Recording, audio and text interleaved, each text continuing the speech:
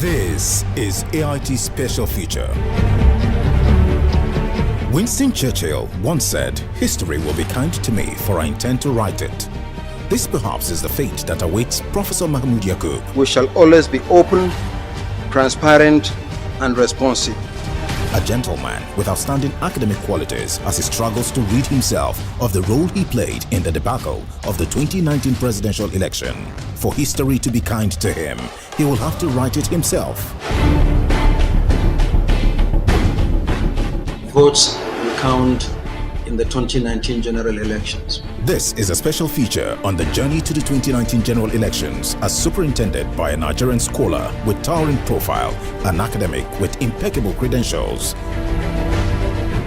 He has not fulfilled his promise of delivering credible elections to Nigeria. We knew that there would be few challenges here and there. I'm just not interested in that issue they're talking about. The issue of who won the election is clear. We are not here to support any particular candidate. How do you ensure that you prevent sabotage? I am going to warn anybody who thinks he has enough influence in his locality to lead a body of facts to snatch boxes or to disturb the voting system. He will do it at the expense of his own life. Do not let the fear of election rigging stop you from voting. Several of the card readers did not work. We were told that if there's a disruption, the voting will continue the next day. Everything is going to be put inside the smart card reader, and this was also transmitted to the central server. We have granted you access to our central server without talking to me. This day, you have a most important decision in your hands. We will not be distracted into a fatuous debate. Now, let's meet Professor Mahmoud Yacoub, Chairman, Independent National Electoral Commission, INEC.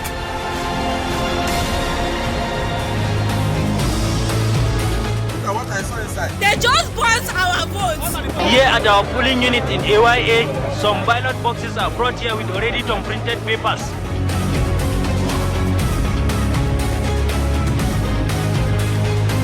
They're selling the vote on Akota. They're selling the vote in Akota.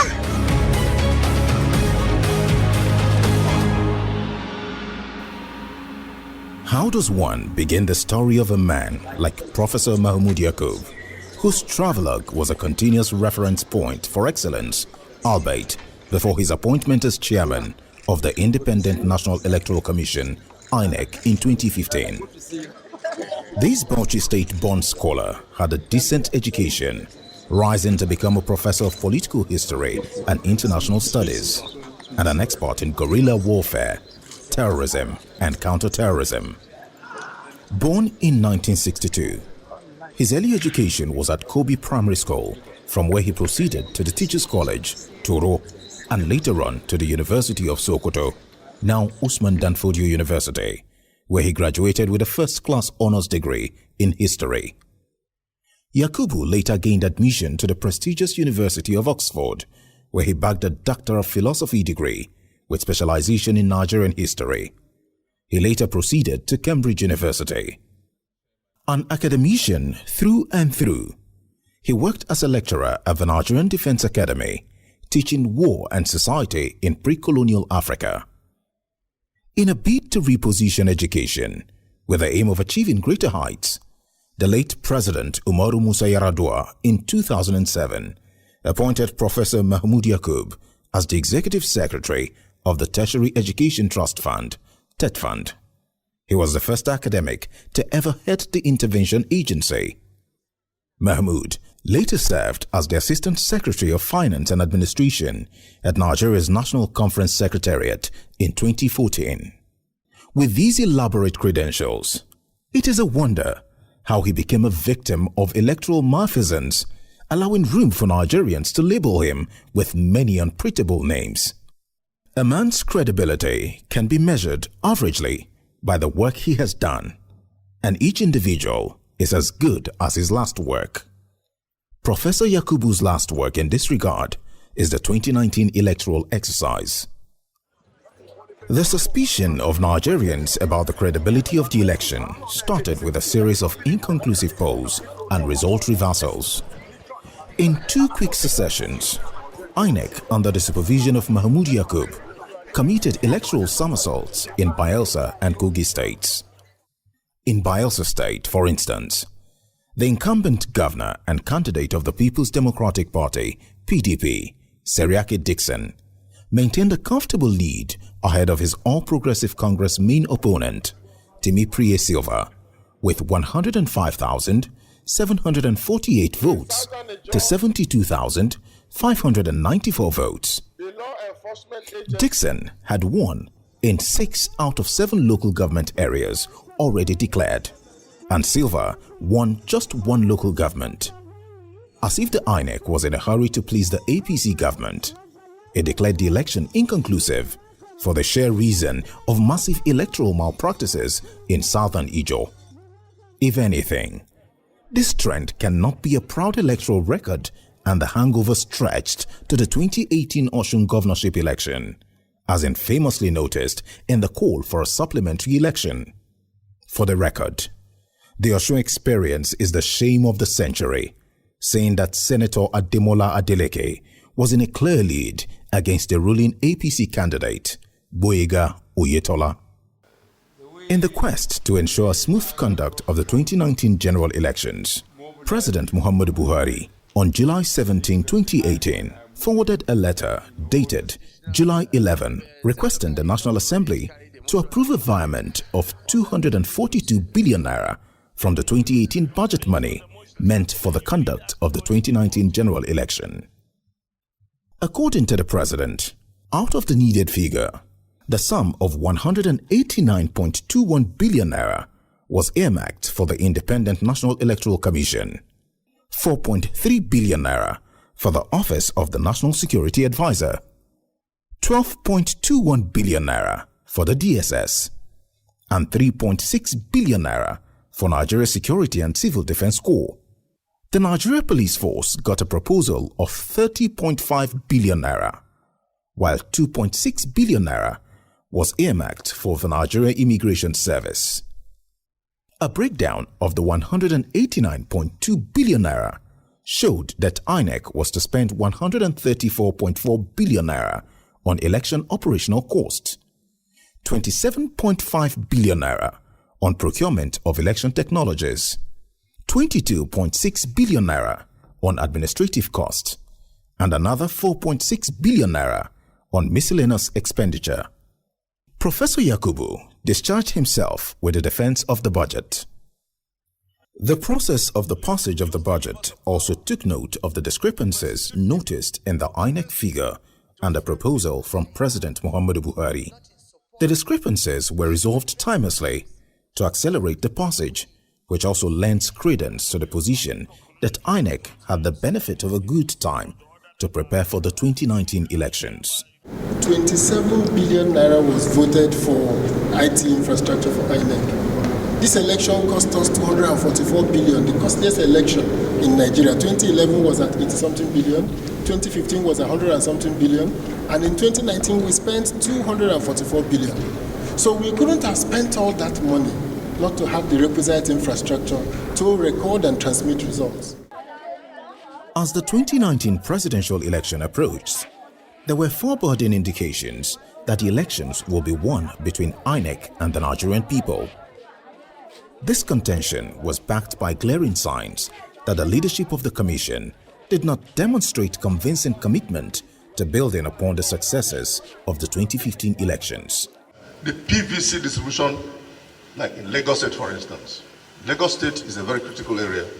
Areas like Amuodofe, like Ojo area, like Ajaromi, like Lekki, a whole lot of people from different sides of the country have not been able to access their PVCs as at yesterday. There were numerous complaints about that. They've not been able to access it. And you go there, what's your name? They look at the card. Okay, come to 5 days after.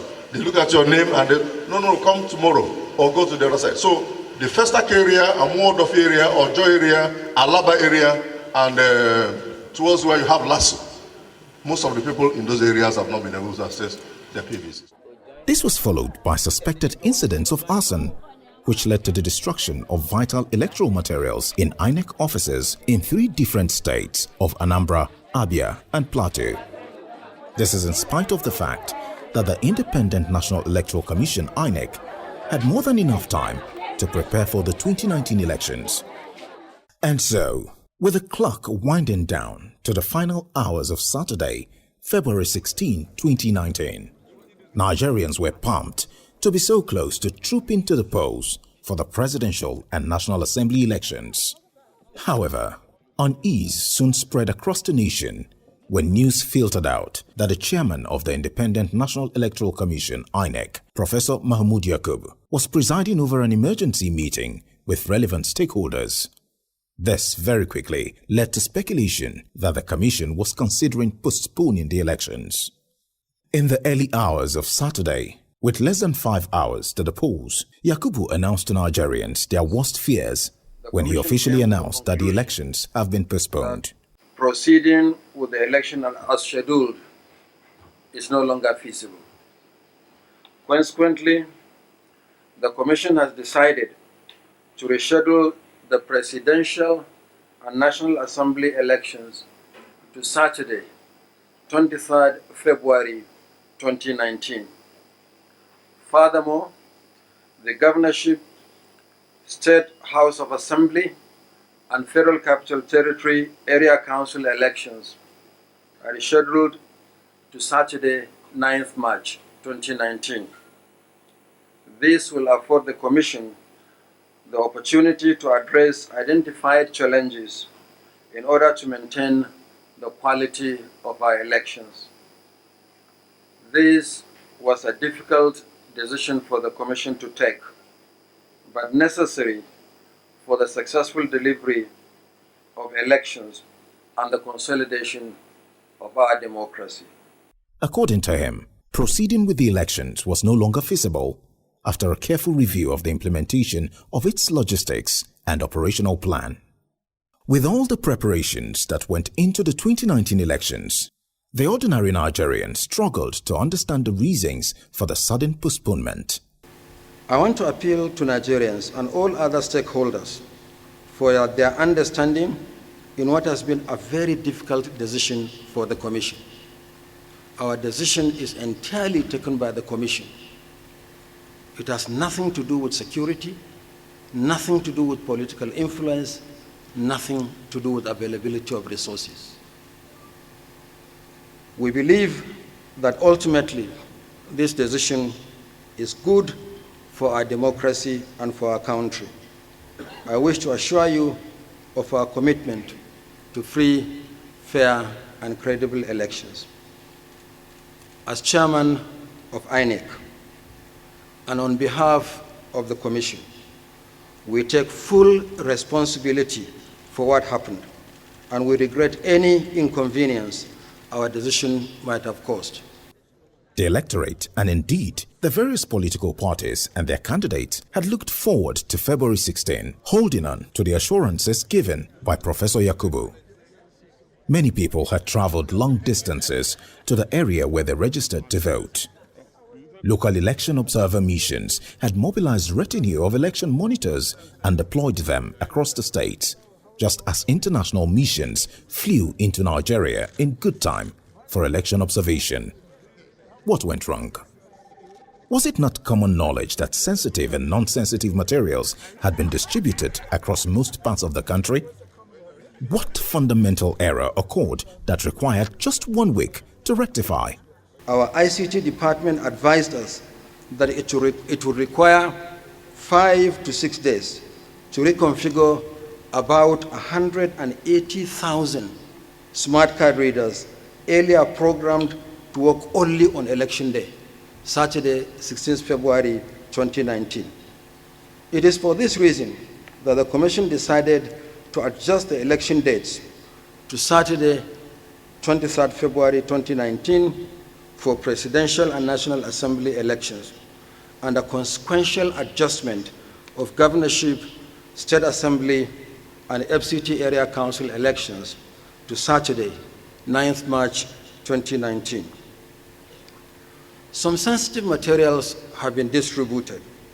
However, all such materials have been retrieved and will be taken back to the Central Bank of Nigeria for custody.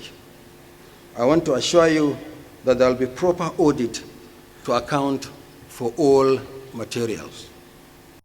The presidential election was moved to February 23, and spirally, the governorship and state assembly elections also moved by 2 weeks. The postponement of the elections was no doubt a big blow to a nation that has been raring to go to the polls for months to elect leaders that will steer the course of the country for another 4 years. The most immediate problem with the postponement was how badly it affected the integrity of the process. By sheer imagination, what INEC committed was indeed humongous, added to what individuals, organizations, observer groups, both local and international, spent in moving to election points. As much as INEC has huge logistics to cope with, every serious presidential candidate has just as much huge logistics to cope with. But unlike INEC that can fall on public treasury, political parties have to look for resources to mobilize their agents to various polling points. So you beg the question with due respect when you say if inconveniences have been caused. Serious inconveniences have been caused. Nigerians have been subject to rude shock. And I don't know what anybody think. I feel very extremely cold. So when people say congratulations, commendation, what would we do if the thing was successful? I think we should be honest. I am shocked. I am disappointed. I am disgusted. Even the costs could not compare with the psychological effect on the people, which in turn created the voter apathy experienced in many areas. It was clearly obvious that those who took some days off duty to travel to their voting locations did not have the luxury of a second chance of traveling to vote on the new date. The PDP was outspoken in condemning the postponement. In the words of its national chairman, Uche Secondus, having failed in all their nefarious options to enable them cling to power, the APC and INEC came up with the idea of shifting the election, an action that is dangerous to our democracy and is therefore unacceptable. With several of their rigging options failing, they have to force INEC to agree to a shift in the election or a staggered election with flimsy excuses pre-manufactured for the purpose. End of quote. There was turmoil across Nigeria at the announcement of the postponement. Many Nigerians reacted, some with disappointment, some with frustration, and a crowd of others began to harbor the suspicion of sham elections. The postponement of the polls made nonsense of several months of preparations as well as budgetary appropriation. It could not be excused on the argument that this is not the first time elections are postponed in Nigeria. For the records, the election of 2015 was not postponed at the instance of the president. The National Council of State discussed the issue of election based on reports submitted by service chiefs about security situation in the country. And I remember vividly, political parties were invited to INEC, political party leaders. And I remember it was the only meeting with INEC that the national chairman of the then APC, His Excellency J. Oyego, attended. He was there. The issues were presented to parties. These are the reports from what do you say? And I remember Professor Jega then said, every party must vote yes or no on what will happen. And it's still very clear to me, 22 parties. Then there were, I think, about 27 parties in the country. 22 parties voted yes that that should be changed. So it was not the decision of the president. INEC as an institution is not expected by any rational consideration to repeat mistakes of the immediate past or do comparably worse. Such a national institution like the INEC should aim at avoiding previous mistakes. Many suspicions, as expressed by Nigerians, began to wear the likeness of truth that some actions taken by INEC were premeditated and indeed skewed to favor the ruling party. Take for instance, the distribution of materials across the country ahead of the February 16 original date. Preference was tacitly given to the states which are considered as strongholds of the APC, while distribution to opposition strongholds was allegedly deliberately bungled. As at 1 a.m., the party officials, my party agents in Anambra State were calling to say they've not been able to assess their agent tax in Anambra State. They were not giving tax. So, Mr. Chairman, I want you to look at this. In Anambra State, as at 12 midnight, most of the party officials, like the agents of the parties, had not collected their agent tax. Besides, because of the vexed postponement of the elections, the card readers had to be reconfigured to align them with the new dates. Now, how accurately and sincerely was this done? The presidential and National Assembly elections were eventually held across the country on February 23, 2019. And what was carefully detailed in various reports by different sources are incidents of well-organized manipulations, violence, ballot snatching, particularly in opposition strongholds, interference by security agents, especially the military. February 23 turned out to be a day of infamy as Nigerians watched helplessly the electoral heist meted on them. The approach was crude and brutal. All of this robbed the election of its credibility, just as they cast aspersion on Professor Mahmoud Yacoub.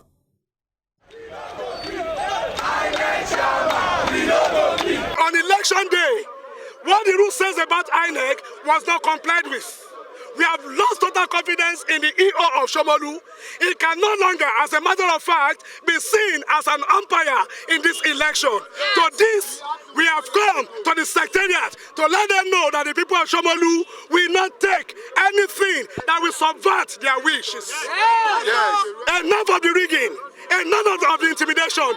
People were arrested. All supporters were picked from their different places. Courtesy of APC. And now we have come as peace-loving Nigerians. Please, do not subvert the wish of the people. The Electoral Commission should look into this petition and have a review of the so-called bogus results they have given so far. Many people got here since 6:30, including the aged. They got here because they want to vote. And I find out that, or let me say that when I got here, it was around about 8:45. I met many people here. At the instance of the INEC, we got to know that the card reader is not working. Voting stopped at 10 minutes to 10. Since that time, up till now, what's the time now? Up till this time, there was no voting. They brought another card reader, which did not work. We have 300 voters registered, ready to vote, as you can see. Only 15 people were able to vote. And my information in all of the Shomolu local government is that several of the card readers did not work. What I am saying is that in those places where you don't have card readers, they should actually say that the voting is inconclusive. What the law says is that if you have a situation where for 2 hours you don't have voting, INEC should come back tomorrow. People are willing to vote. So they should not leave this place to say that we voted because we didn't conclude our votes and we want to vote. As bewildered Nigerians desperately sought to come to terms with the charade in the collision of results, INEC once again resurrected the words of the defunct Soviet Union dictator Joseph Stalin, where he propounded that the people who cast the vote decide nothing. The people who count the votes decide everything. That Muhammadu Buhari of the All Progressives Congress, having satisfied the requirements of the law and scored the highest number of votes, is hereby declared winner and is returned elected. Thank you.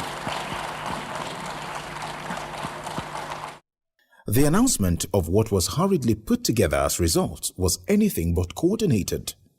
It was haphazard and betrayed the anxiety of INEC to please the ruling party, just as it showed how flawed the election was.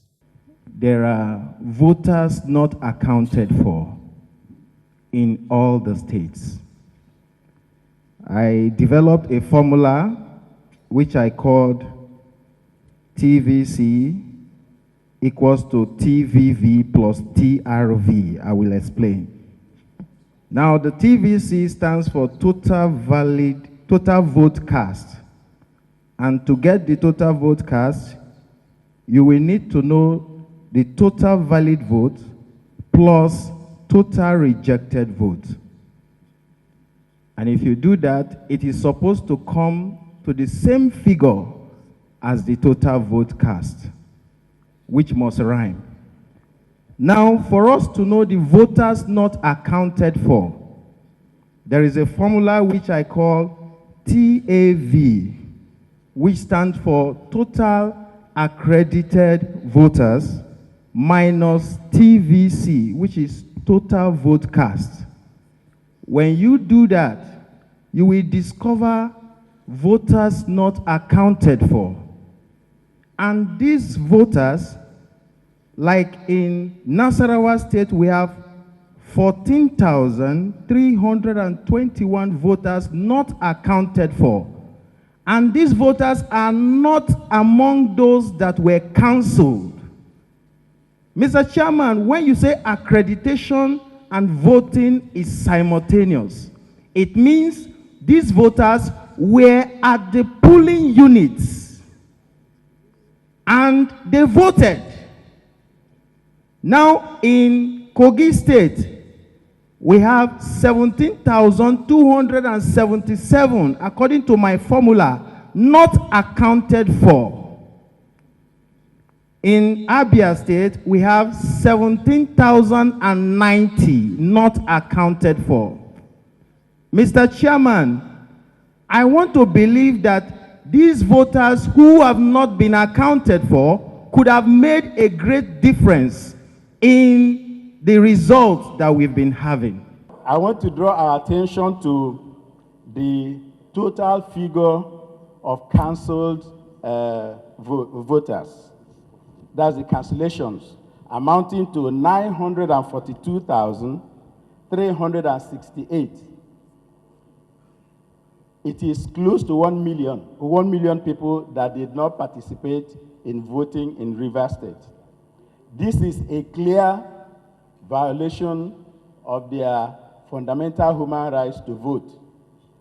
And it amounts to depriving them of that civic duty.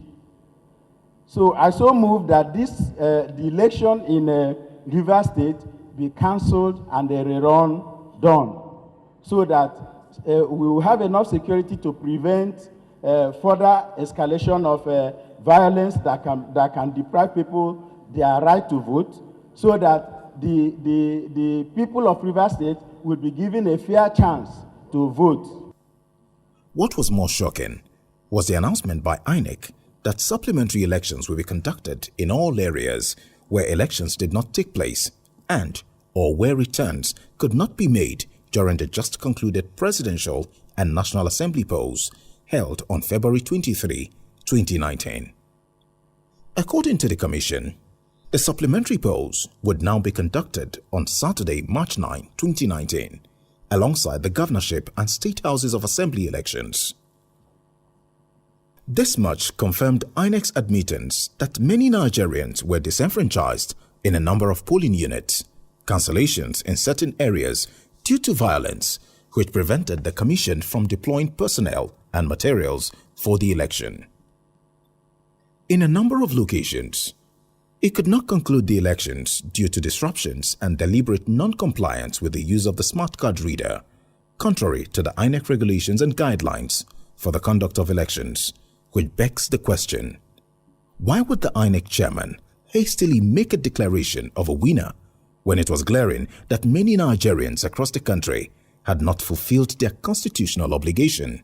One of the issues that call for concern is the issue of cancellations, particularly now with the Rivers figures, which is up to 972,000 or thereabout.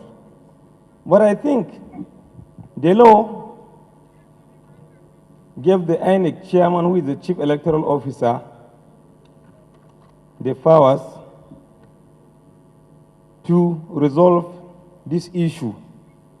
Whereas it's not only in Rivers that we have cancellation in virtually more than 2/3 of the states. And I think there is no way the chairman will announce the result without casting all the council votes to find out whether they are enough to overturn the result of the elections. I think before we do that, I don't think this will bring an issue whereby we will start to drag ourselves back.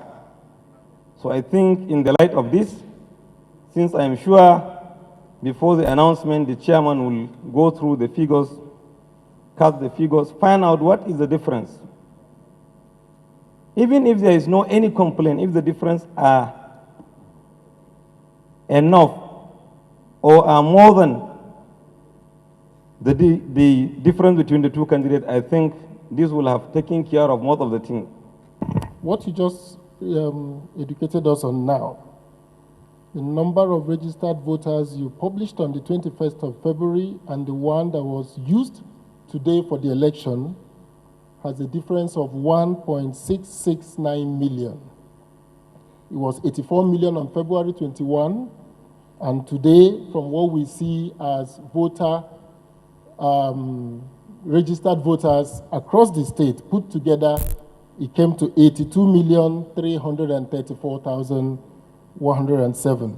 So there's a difference of 1,669,000 missing from the voter register. 1,600,000 people are missing from the registered voters.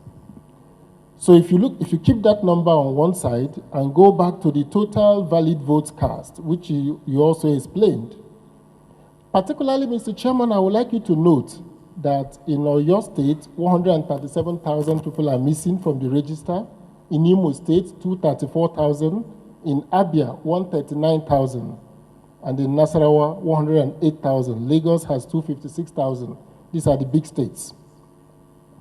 For the total valid votes cast of 27 million and the total invalid votes of 1.2 million, we got a total vote cast of 28 million and a total accreditation of 29 million. So there's a difference of 750,000. And I hear you, it's about 2%. But we'll put that number on the second table.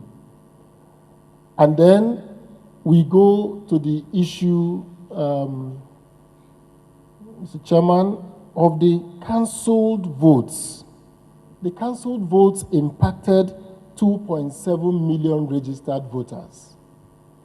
And if you look at the 2.7938196 registered voters that are impacted, the difference in the 1.6 million, the 750,000, and the 2.7 million people that are impacted is about 5.1 million votes. 5.1 million votes is greater than 3.9 million votes. And I want you to note that from your summation, the APC candidate is leading by 3.9 million votes. I also want you to note, Mr. Chairman, that at the fundamental root of this election, what you told us at the beginning of this process was that where there are no card reader verification, that election is null. It doesn't exist. And we have on record many states where there are votes without card readers. I want to urge you, Mr. Chairman, that by the explanation I have given, by the numbers I have brought together, showing that there are 5.1 million votes in question here, that you do not go ahead and declare the winner of this election. All of this were carefully articulated in the reports of both local and international observer missions. The elections were monitored by the European Union, EU, the combined team of IRI and NDI, Huriwa, Yaga Africa, and various civil society organizations. All of them came out with damning reports about how flawed the polls were. The EU in its report declared that Nigeria's 2019 general elections were marred by severe operational and transparency shortcomings, electoral security problems, violence and intimidation, and low voter turnout.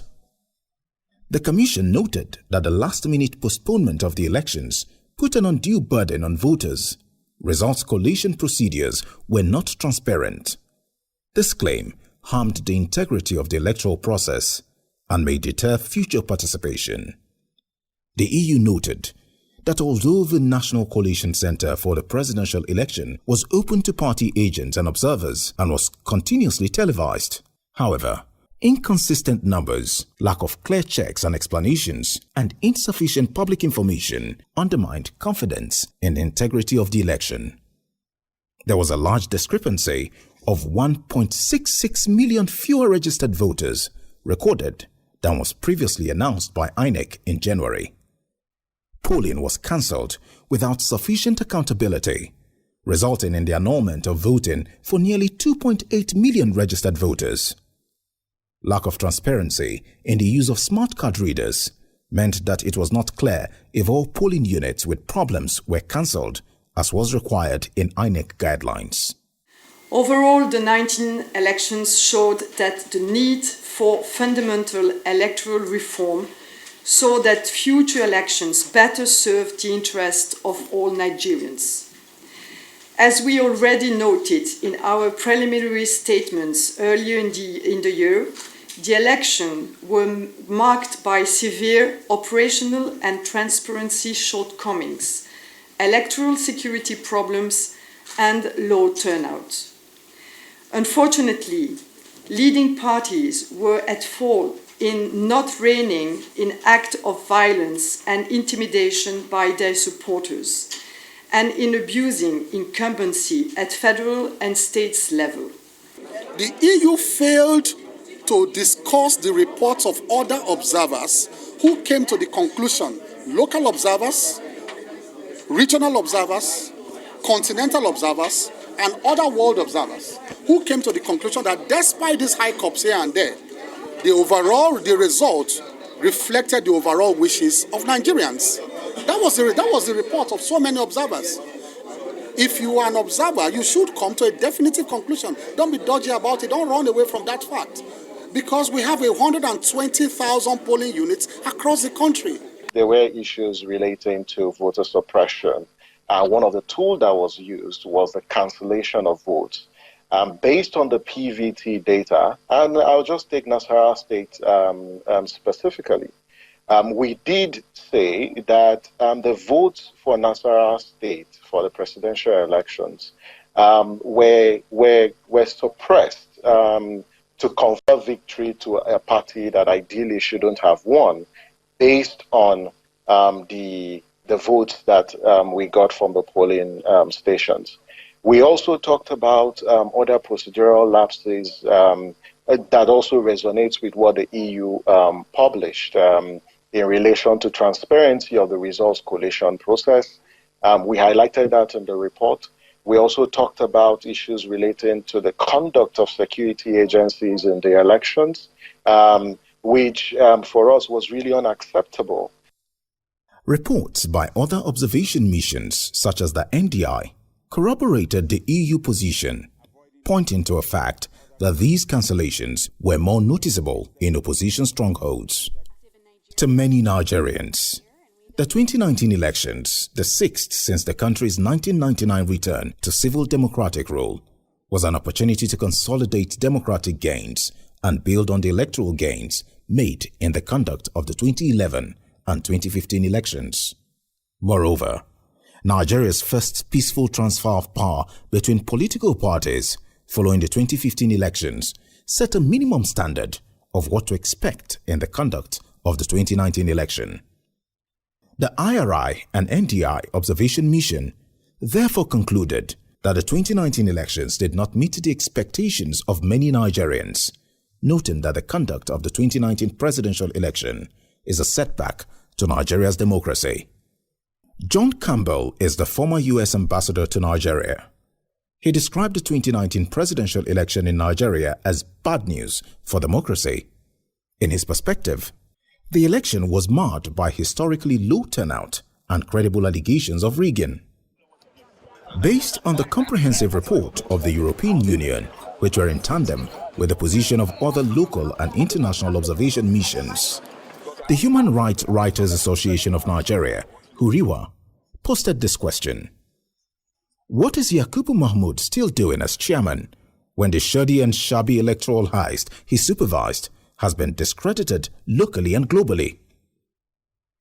Huriwa went on to raise the contention that it was shocking that Mahmoud, who presided over the most brazenly manipulated and criminally rigged election in the political history of Nigeria, has refused to voluntarily bow out and resign from office for his spectacular and historical failure to conduct a free, fair, transparent and peaceful election. That indeed is the center point of all the well-documented criticism of the election as supervised by Professor Mahmoud Yacoub. We are rejecting whatever is the outcome of the just concluded elections, for the simple reason that it has violated the law at all stages. Election is a process. The law sets out the processes, and it is the process that gives validity to the outcome.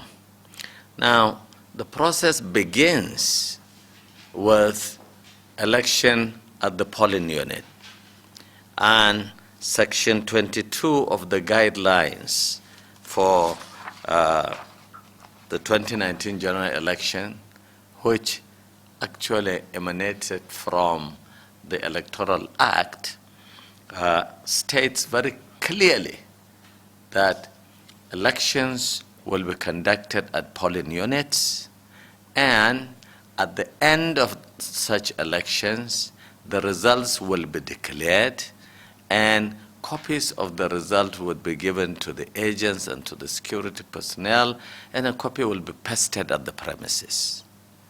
Now, none of this has been done in more than 90% of cases. We have a situation where, again, results are being delayed. We've had elections, it's 2 days now, and results are yet to be released in Lagos State. That in itself, and they're not being released in areas that we have strength. And that is deliberate, because we have reports that a lot of these results are being tampered with as I speak. That is not going to be acceptable to us. We will not accept results that have been tampered with in Lagos State. We will take it from the beginning, from the problems that started from the polling unit. The guidelines were very clear that after election, after counting of votes, election results are supposed to be pasted. We have no reports of election results being posted in Lagos State at our polling units. And that was the beginning of the problem, where it was just not happening that you had our election results posted at the wall at the polling unit. Not satisfied with the outcome of the presidential election, lawyers to the presidential candidate of the People's Democratic Party, PDP, Atiku Abubakar, lodged a petition against INEC, President Muhammadu Buhari, and the APC. Under Section 134 of the Electoral Act 2010 as amended, any candidate that was dissatisfied with the outcome of the presidential contest was mandated to approach the tribunal with a petition not later than 21 days after the declaration of the winner, while the tribunal must deliver its judgment in writing within 180 days from the date the petition was filed. In the petition, Atiku Abubakar is seeking two principal reliefs at the tribunal. First, an order declaring him as the bona fide winner of the 2019 presidential election, or in the alternative, an order urging the tribunal to nullify the February 23 presidential election on the premise that it was marred by irregularities. The petitioners are relying on 5 grounds to challenge the victory of Mr. Buhari and his All Progressives Congress, APC. 1. The second respondent, Buhari, was not duly elected by the majority of lawful votes cast at the election. 2. The election of the second respondent is invalid by reason of corrupt practices. 3. The election of the second respondent is invalid by reason of non-compliance with the provisions of the Electoral Act 2010 as amended. 4. The second respondent was at the time of the election not qualified to contest the said election. And 5. The second respondent submitted to the first respondent an affidavit containing false information of a fundamental nature in aid of his qualification for the said election. Meanwhile, the All Progressives Congress APC and President Muhammadu Buhari have urged the Presidential Election Petition Tribunal to strike out the suit filed by Atiku Abubakar of the People's Democratic Party on the grounds that it is fundamentally defective. In its petition, the PDP and Atiku Abubakar are claiming that the Independent National Electoral Commission INEC computer server shows that Atiku's PDP won the February 23 election with about 1.6 million votes to defeat President Muhammadu Buhari. INEC under Professor Mahmoud Yacoub is not making any pretense of its resolve to please the ruling party.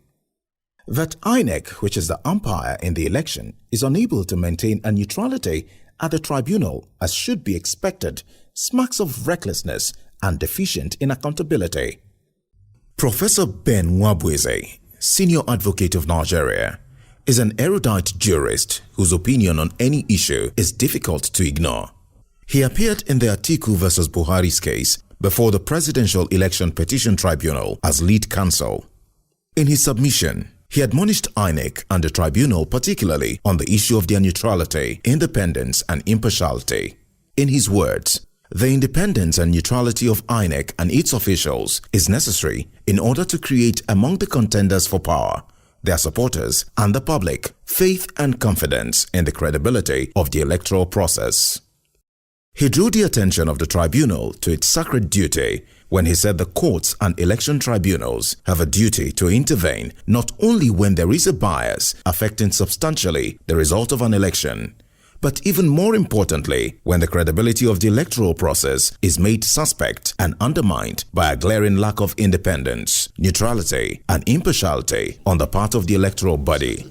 I consider this whole thing so important to the life of this country, to find out the truth of what happened during the presidential election. We must know. We all suspect that the election was rigged. Suspicion is not enough.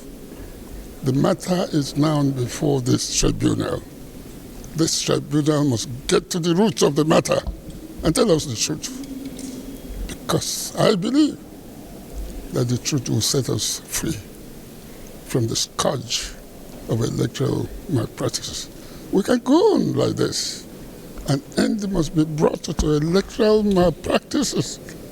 And so I've urged in my address, which you have, the tribunal not to get, handicapped by all these legal technicalities, the law of pleadings, the law of evidence, and all that. Precedent, you raise a point and say, oh, it's been decided. No, not for election tribunal. The Supreme Court, the Court of Appeal, they both said that election petitions are sui generis.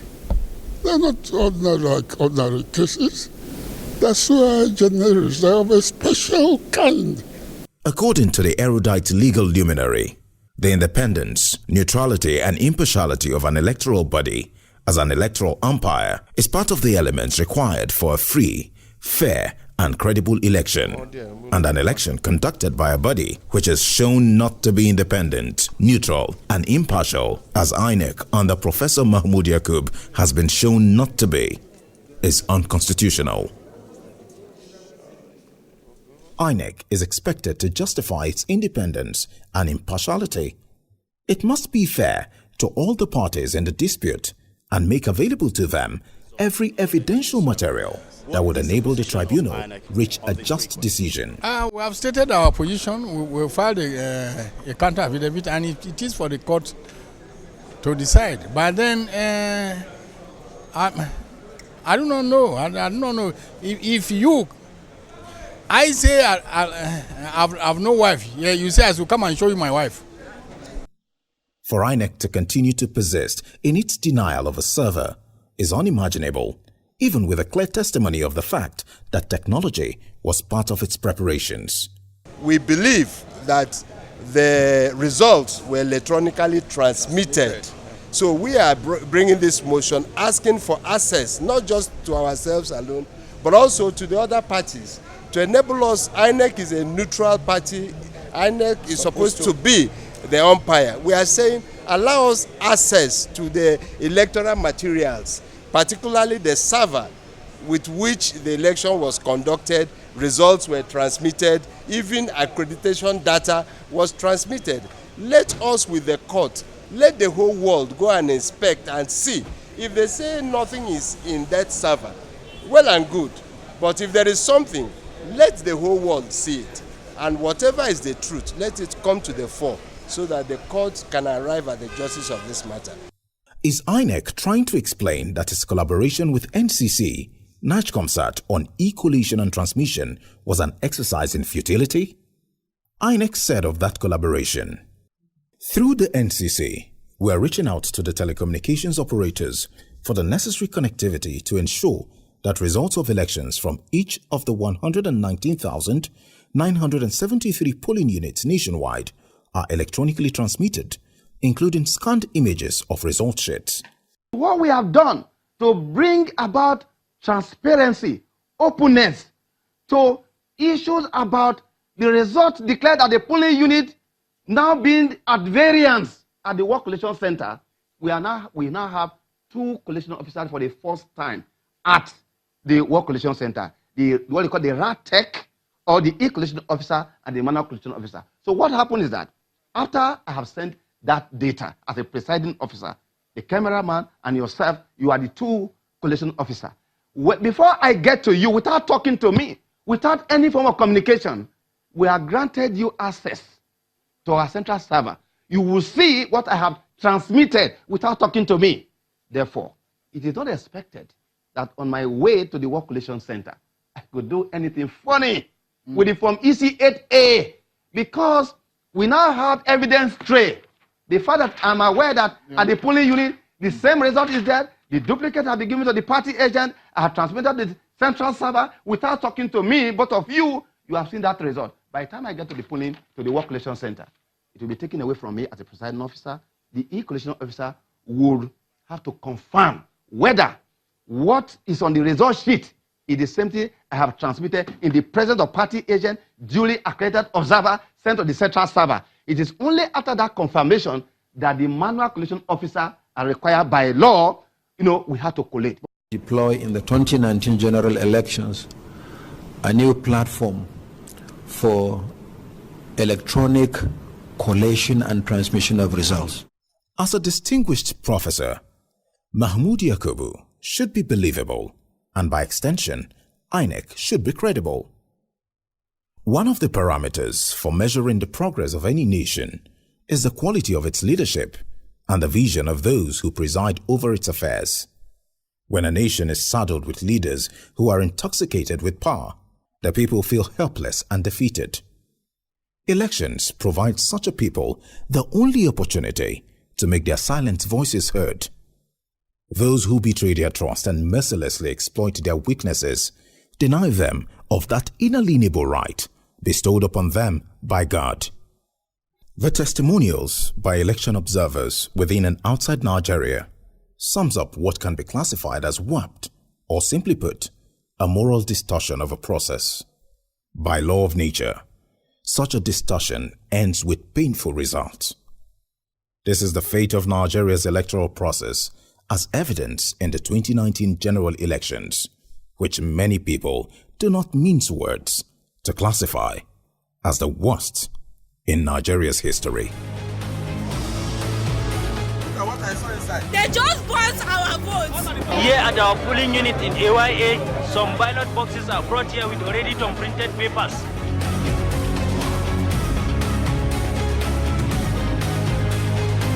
They're selling the vote on Akota. They're selling the vote in Akota.